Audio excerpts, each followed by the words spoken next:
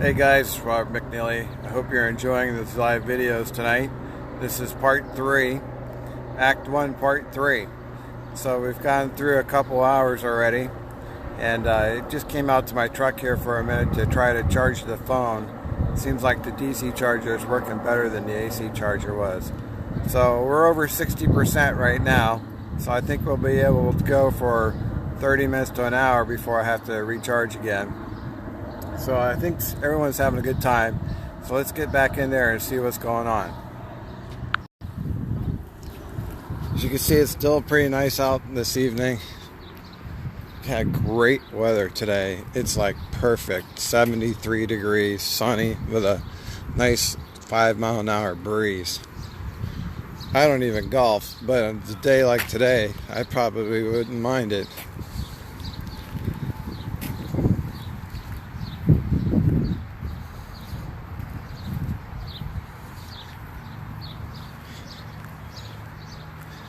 Dinner was good. Looks like we got an active duty shipmate with some car trouble.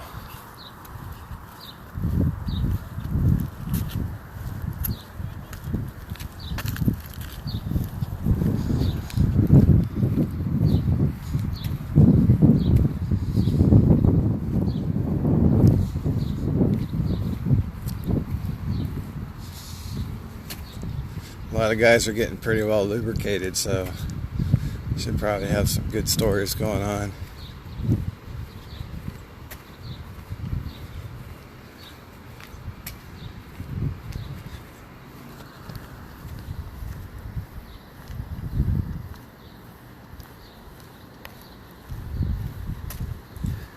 I do know they have plans to do a group picture, and I don't want to miss that.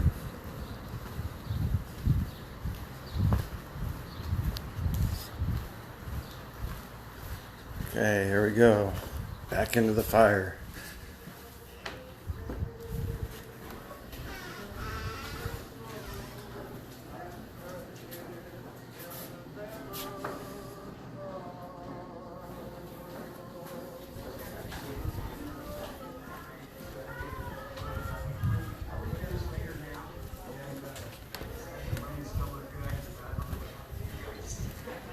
Oh, pardon me.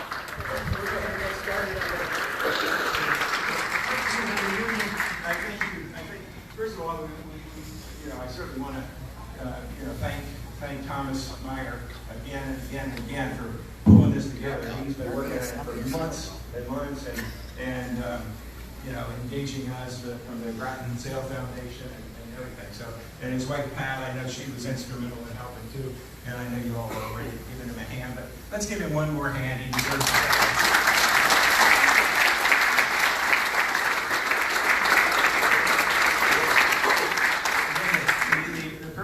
Of the reunion, of course, is to have fun. I think we're doing that part. Camaraderie, I see a lot of that, and we have a chance to share some memories. So that's kind of cool. So we'll go ahead and flip the slide. And Thomas, I don't know if you have any more remarks you want to make. Okay. Okay. The next slide then.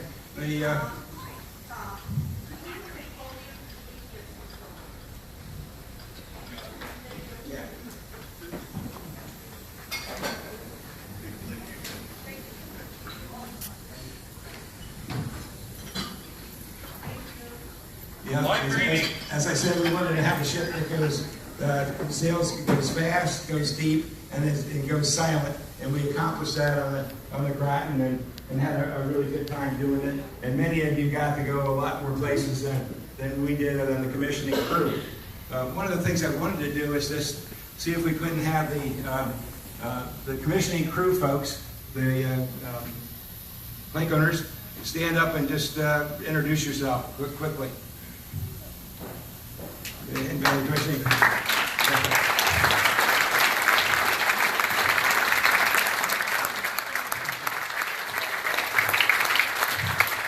What's really cool about a commissioning crew is they kind of set the pace for how the ship was going to be going forward. They set the tone, they set the culture, they set the environment, and they caused the ship to become an actual a living entity.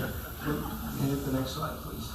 But anyway, so the point I guess I really want to make is the crew is really the soul and the life of the ship, whether it's the torpedo man that's doing his maintenance, whether it's the quartermaster doing the navigation, the fire control technician putting together a solution for a fire control solution, whether it's a machinist mate in the engine room or a reactor operator back there trying to keep TAB in the right band, or finally maybe the cooks putting together the meals, and of course there's many others that we're not talking about, but that's just an example of some of the things that happen. One of the things like the auxiliary men keeping the air clean, keeping the oxygen in the air, keeping the carbon dioxide and the carbon monoxide out of the air. So just so many things that go on. And I know the ladies, I know everybody, the shipmates know this, but the ladies probably aren't really aware of the space capsule that you're actually in when you're in a submerged nuclear submarine. Okay, next slide, please. Again, we just want to celebrate the men. We're talking about the foundation now. So we've switched over. I happen to have the honor of being the chairman of the USS Groton Sail Foundation, and we have a couple of the board members here that we'll introduce to you in a minute. And thank you. And one of the things that I just wanted to mention is Marion Galbraith. She has Marion doesn't have very much to say, but people hear her very well. And I really say that jokingly because Marion usually has a good many points to make. So, but what she said here is she wants to celebrate the men and women that design, build, and operate submarines. And she also says that we build strong ships and we build strong submariners here in Groton. And one of the things about Groton is we'll get into it a little bit more, but it's amazing the pride and the depth of feelings that the people in Groton have. So one of the things about the Grotoners, we call it, the submarine capital of the world. We incorporated that in the ship's seal. And the city and town of Groton really do have that feeling. And we that were on the ship, we have a little bit of appreciation for that, but we don't really have the depth of understanding. We probably think that these folks, are, come and go and don't really know much about what's happening with submarines. But you got to remember they work at EB, or they know people that do, and they also work at people at the base and whatnot. And they're really into submarines in a much bigger way than you might have expected. Let's see. We'll go to the next slide. I'm going to have to go down here to read it. I'm not going to go through the entire history because you know most of this already. But one of the first things that happened is the city and the town got together and got NAVC to grant a tentative approval to actually move parts of the ship from Bremerton, Washington to the Groton subbase. Another thing that happened that kind of fits into what we were talking about before is the town commissioned a consultant to go out and do a feasibility study to see if there was sufficient interest to actually go ahead and make the Groton Sail Memorial. And what they found out is in this study, it was amazing how much support there was. And that really created it was really great feedback because when they did the feasibility study, they didn't really know if they were going to get that kind of support, but they did. The sail arrived in November of 2015, so it's been here a little bit of time. And then we formed up the Groton Sail Foundation. We had our first meeting December of 2015, and then we got our 501c3 in July 14th, 2016. And of course, that's important because that means that we can collect money and people can deduct it from their income tax. So, next slide, please. Okay, now this is the design of the tentative design that we have for the Groton Memorial, the Groton Monument, I should say. This is an overhead view looking down on it, and it's right next to the Flasher Memorial, and it's right there in the city of Groton, right next to the river. And some of the nice things about it is that this whole area in here provides an area where you can look out and see ships coming in, and the sub-vets like when a ship comes back from deployment, they like to fire off their cannon to celebrate the fact they're coming home. And so a lot of those kind of things can be done here. Shipping over ceremonies, change of command ceremonies, a whole slew of things. It's going to be pretty big. It's about an acre's worth of land there. And it's going to have lots of little items that try to incorporate things that happen with the Groton, like the numbers of trees will equal the number of deployments, and there will be kiosks that tell you different things about the Groton. And our friend that we talked about before, Jim Streeter, who is the town historian, is doing a lot of the work to put together that story. There we go. I think I'm okay. I'll switch it if it does it again. Okay, we might as well get the next slide, please. Okay, now this is sort of an artist rendition of what the memorial is going to look like. What's really nice about it, like I say, is you can look out and see the river, and it's just a really cool thing. That's the Groton sail there, and behind that is the rudder, and in the middle there is our Groton logo, and so it looks like it's going to be really nice. The big issue we have right now is settling some legal issues with the property, and we expect that will happen in the next couple of months, and with any luck. But anytime you deal with legal issues, you have to be careful. That's one of the reasons why Thomas wanted to have a land groundbreaking ceremony tomorrow, but we really didn't want to do that because we don't own the land yet, and we're not 100% sure that we're going to be able to get it. But I would say at this point we're probably 80% sure, and getting more sure hopefully every week. Okay, let's try the next slide. Okay, the plan that we have for implementing this, and we hope that we'll see you all again when we finish this. We want to buy the site by September, and that's doable. We want the design and engineering to be done between September of this year and April of next year. We want to do site development in the spring of 2019 through August of 2020.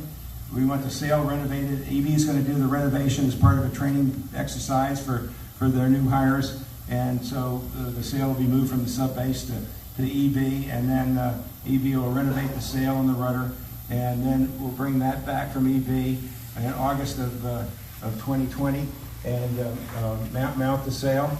And then what we hope to be able to do is to have a memorial dedication on September 2020. So it's the item that you ought to put in the calendar is the dedication in September of 2020. And if we make that, that would be really great. And what would be really nice is if the crews of the Groton could have another get together of some sort. So that would be something nice to do. Let's see, next slide. This is an important item for the foundation, as you can imagine. Where we're doing is we have to raise $2 million, and we want to do that during our quiet phase, is like in this period right now where we're trying to get major donors to give us some money. We've had good contributions from the CMEC, which is the utility that oversees electricity for the town of Groton, Norwich, and so forth around here. And I forget exactly what CMEC stands for. But anyway, they've given us a major donation, and then the banks have given us some major donations. We've raised about a little over $300,000 so far, and so we still have a ways to go, but we got some time to do it. And then what we want to do is in the March time frame is to do a more public fundraising period where we actually go out and try to get maybe smaller donations from just the citizens of Groton and the surrounding communities, and hold events that raise money and that kind of thing to try to bring it home. And then what we've also done is we didn't want to pass up this wonderful opportunity with you guys here to not try to hit you up for a little bit of money. And so what we've done is we put the envelopes on the tables for you to take a look at, and we put the flyers on the tables so you can see sort of a little bit about what we've been showing on the slideshow. And then if you so desire, you can make a contribution and either mail in the envelope, or probably much more easy would be to give it to one of our board of directors members. And we have our 3 board of director members over here. Jim Streeter, you've seen. Jim, stand up so you know who to give his money to. Mary Galbraith, who's the past mayor of the city of Groton, and Mark Ofinger, who's the past town manager of the town of Groton. And what they'll do is they'll be glad to take the envelopes, and Jim happens to also be our treasurer, so he'll have the pleasure of putting the money in the bank. So that's kind of what we wanted to do. Are there any questions on what we're doing with the foundation, the sale of the Groton, that I could sort of help you with at this point? Do you intend to sell bricks? That's a good question. We haven't, we've talked about that before, and if you go back a couple slides, we'll take the aerial view. One more slide. We probably could put something like that in here, and that would be a good way to raise some money. We've talked about it, but we haven't got that far yet. So that's a good idea. Any other thoughts? Okay, next slide. I guess we'll go to the end here. And our last slide was the sea stories, but we've managed to already cover the sea stories. Is there anybody else that would like to have a sea story? Going once? Going twice? Oh, here we go. We need to finish this up. There you go. Larry Davis is nervous. My name is Mike Graney. I was the MDiv chief from 1990 to 1994.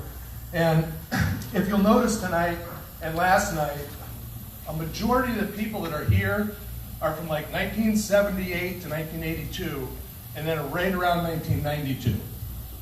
So the reason why I think there's a lot of people here from the 1992 time frame is the infamous jam dot. I don't know how many people have heard of it, but how about the people that were on board during that time stand up real quick? All right, so there's quite a few that were on board. This is just before Larry took command. After Larry took command, we had plenty of parties. Plenty of sea stories then. But there's something that we always do in the submarine force that none of us ever liked, and that's drills. And we drilled, and we drilled, and we drilled. And then, McNeely, how much sleep did you lose over drills? Oh, then 18 hours straight, and then some more drills. Yep. Well, we're always drilling, always intending to play the Super Bowl, but hoping you never play the Super Bowl. Well, there was one time in 1992 that we were doing drills, and thank God we had been drilling a lot, because it's probably the reason why everybody who stood up is still in the room. So we're doing a full belt at about 400 feet. I can't tell you we're deeper than that, but we're doing a full belt. So we're going fast. 6,900 tons of submarine going a full belt, and we run a flooding drill. So the helmsman and planesmen go to 20-degree rise. They're bringing the ship up. Main steam 1 and 2 stay open, but main steam 3 and 4 trip shut. We don't have any seawater back aft. We have no propulsion. We're going real fast. And the 400 cycle sets trip at the same time that the planesmen go to full dive. So now everything's on full dive. We're going fast. We broached over the top, and we started going down. Anybody remember the angle we got to? 47 degrees. 47-degree down angle. And we recovered the ship right around 700 feet. We did not have to do an emergency main ballast tank blow. One of the most amazing things that happened during that time frame, I'll never ever forget it, was Kevin Pepe. And Kevin Pepe kind of links the older guys, I don't want to say older guys, the commissioning crew, to our crew, because he was a JO on board probably the mid-80s, and then he came back as our executive officer. So I was the engineering watch supervisor. I'm standing between main steam 3 and 4. I've got my engine room supervisor. I told him to open main steam 3. I went to get main steam 4. Kevin Pepe comes up the door, or up the stairs. I don't know how he got back there, a 47-degree down angle. And he said, "Chief, what do you need?" I said, "I need one thing. Don't let the end shut main steam 1 and 2. Because we had no steam generator water level. So the ends was screaming, "Shut main steam 1 and 2. Well, thank God the reactor operator at the time never listened to any orders. Bob McNeely is here. He was the reactor operator. That's why I'm hiding. I could never get him to do anything.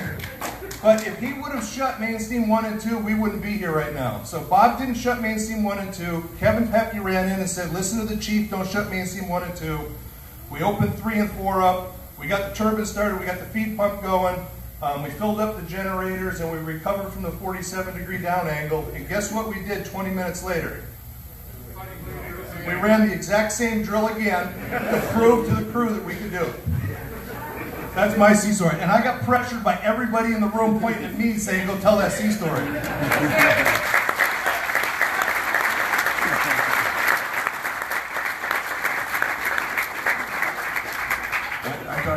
I thought what he was going to say is after 20 minutes, everybody went to the bathroom.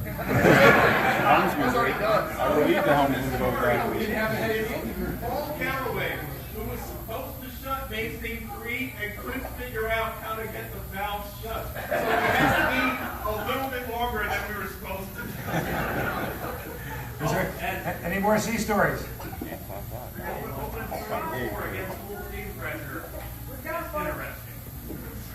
No, oh, there we go. Oh, please, come on up. I want a live sea story. You want a wife story? We'll do that next. Here we go.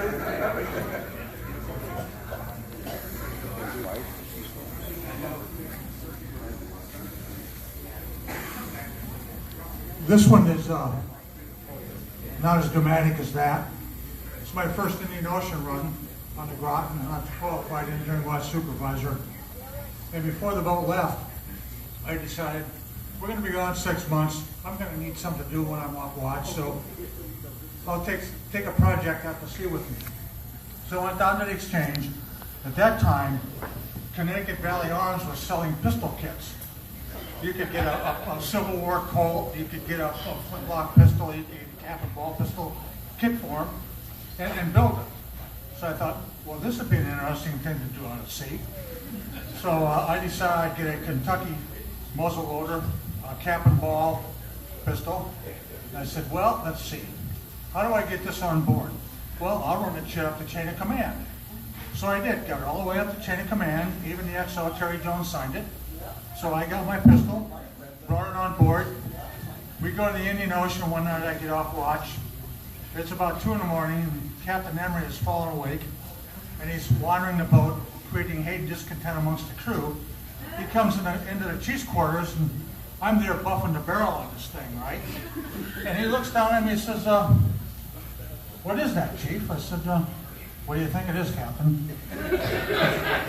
He says, "It looks like a pistol barrel." I said, "Well, you're absolutely right, 45 caliber." And his face went this cloudy thunderstorm thing happened. So he says, "How did you get that on board?" I showed him the chip. I said, "See, the XO signed it." He looked at that and he said, "Oh, very well. I'll have a talk with the XO about this." "Do you have any powder for this?" "No, sir, I don't." "Do you have any lead shot for this?" "No, sir, I don't." He said, "Okay." And that was the last I heard about it. And I have the completed pistol hanging on the wall at the house. It's never had a round through it.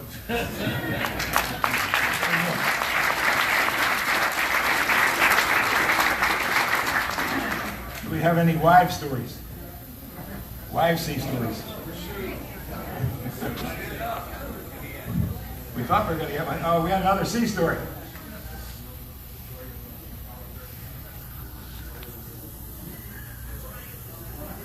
Oh, it looks like we got a couple sea stories. All right.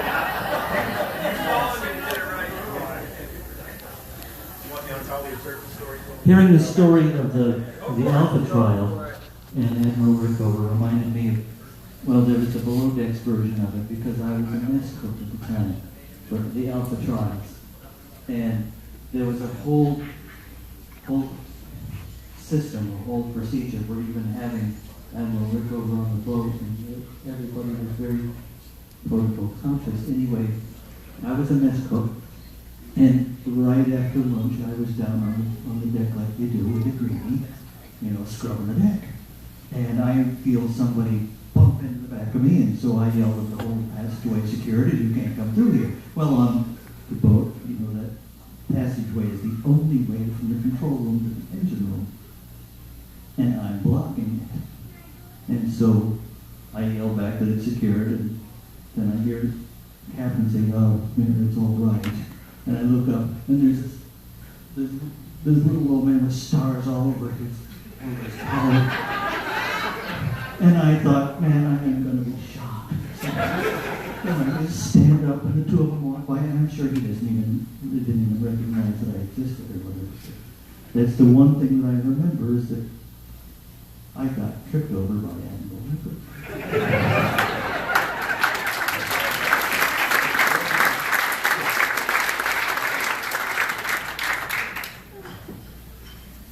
I'm Scott Cooper. And I was on USS Groton from 1991 to 1997. I think I'm the second longest continuous sailor on USS Groton.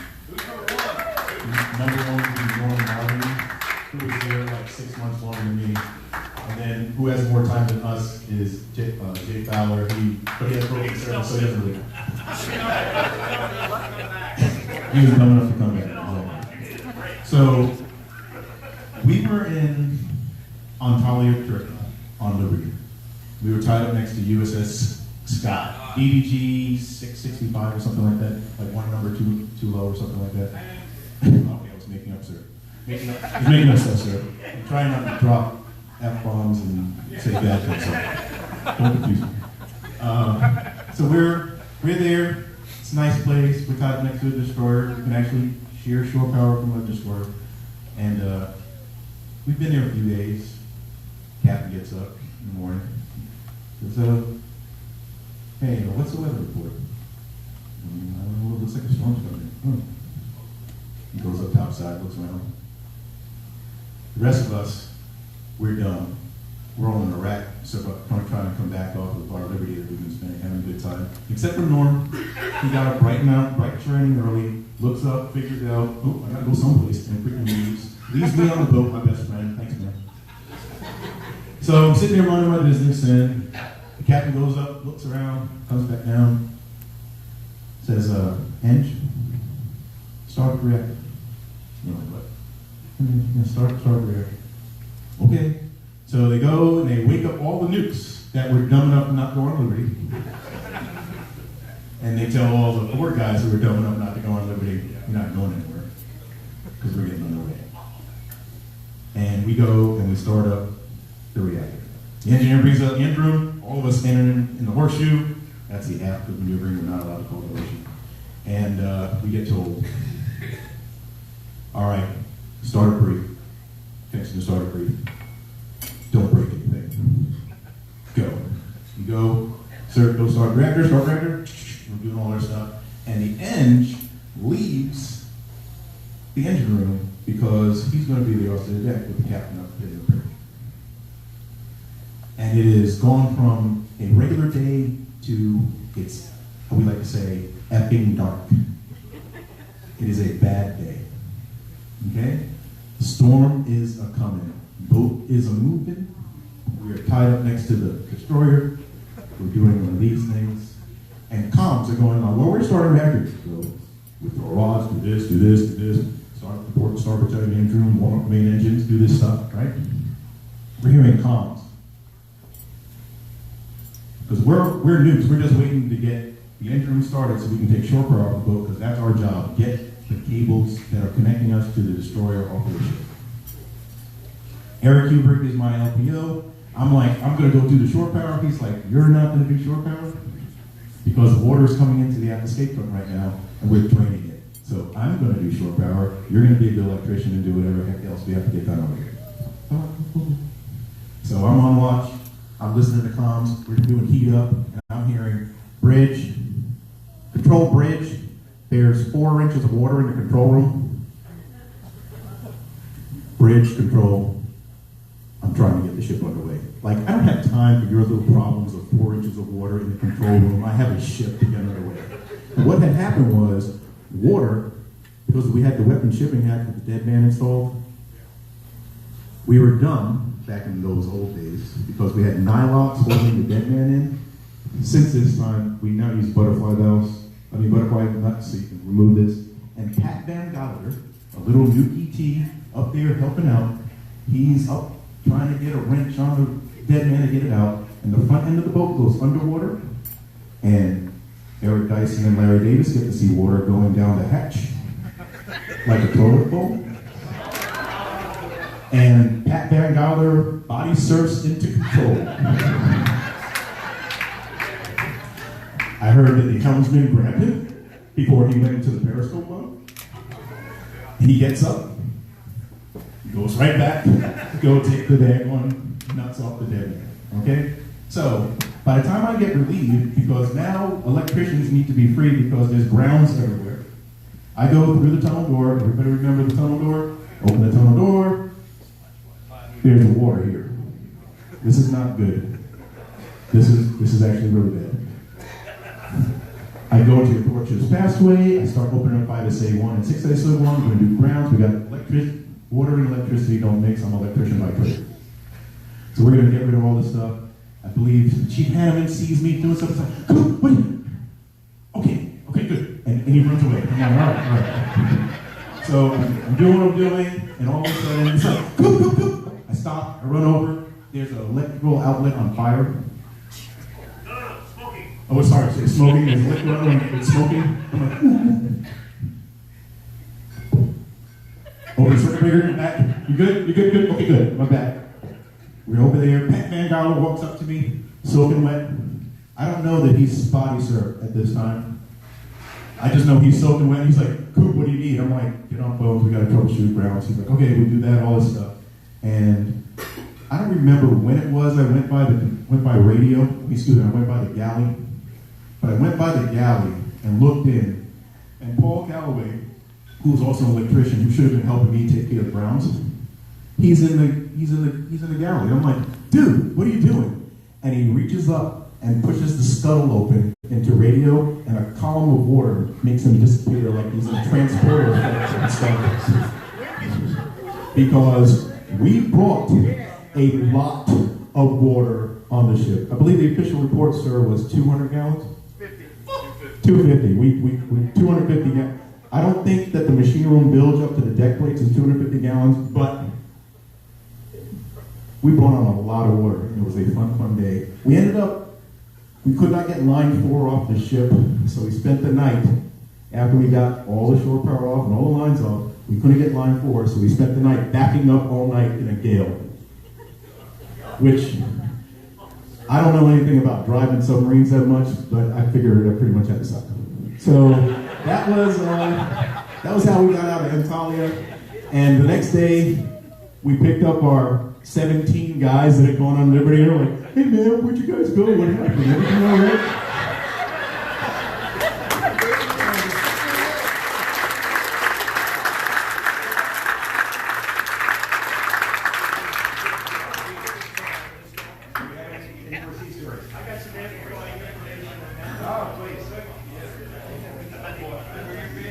So the amplifying information on Coop's story is this.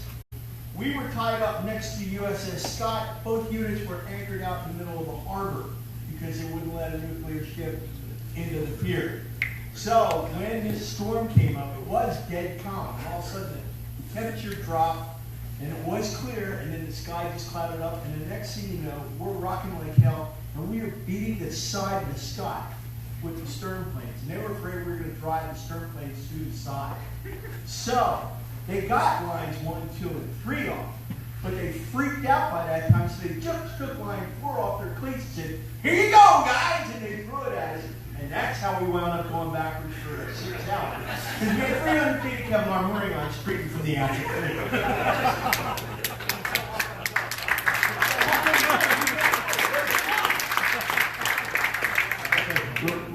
Just remind you that we have the envelopes on the tables if you want to contribute to the USS Groton Sail Foundation. And again, you know who to give them to over here.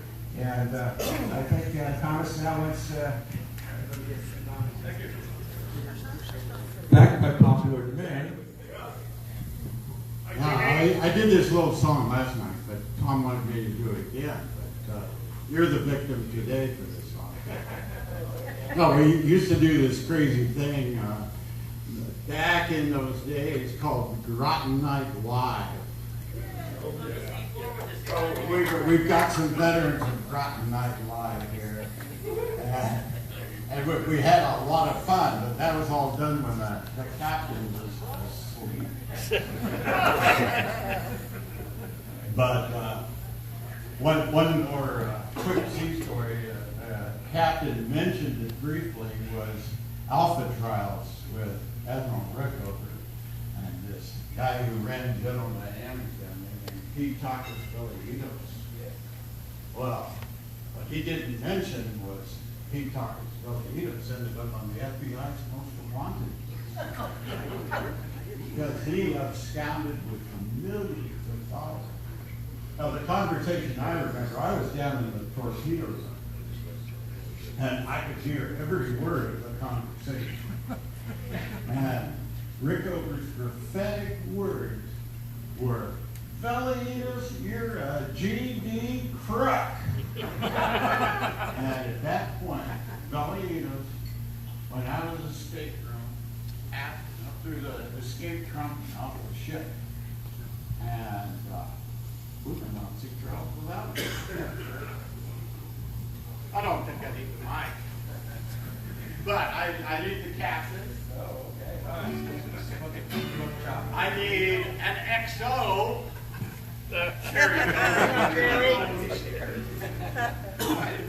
I need a supply officer. And I need a chief of the boat. And you're all out of jail. He's right there. Yeah. This song is called The Captain's Lady. Okay? But it's really not about the Captain's Lady. It's about everybody in this room.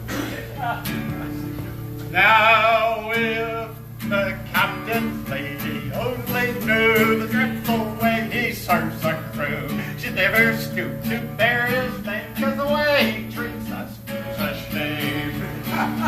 Now he's horses like a chorus, and she thinks he's such a gentleman, but I'm warned he'd blow you down or worse for the simple crime of a sailor's curse. For the man of the sea, not the man that you see when you see him away from the sea. The sea, not the man that you see on the land, or the land you've never seen on the sea. Now if the XO's lady only